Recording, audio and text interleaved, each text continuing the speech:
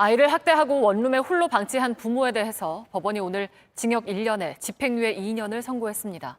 재판부는 부모로서 기본적인 의무를 저버렸다면서도 친딸을 부양해야 하고 반성하고 있는 점을 반영했다고 했습니다. 먼저 배승주 기자입니다.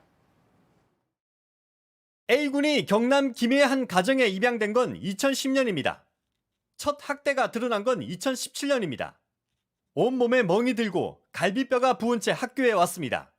엄마는 이 사건으로 보호관찰 1년과 상담 위탁 6개월 처분을 받았습니다.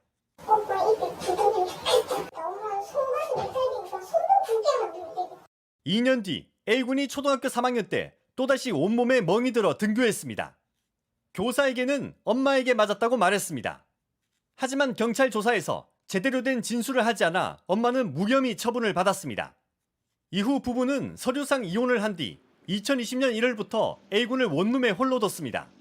자신들의 친딸과는 인근 아파트에 살면서 하루 한 번 찾아가 한 끼만 줬습니다.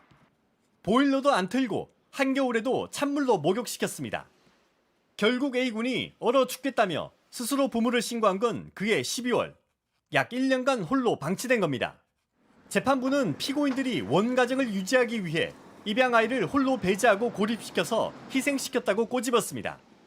부모로서 기본적인 의무를 저버렸고 A군에게 평생 큰 상처로 남았다고 했습니다.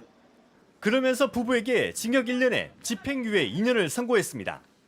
잘못을 인정하고 미성년자인 친딸을 부양해야 한다는 점을 감형 사유로 밝혔습니다. 혼자 원룸에서 보냈던 그 끔찍할 정도로 처참했던 그 두려움의 시간들, 이 피해 아동의 입장에서 생각을 한다면 그렇게 이런 판결이 나올 수 있을까라는 생각이 들고요.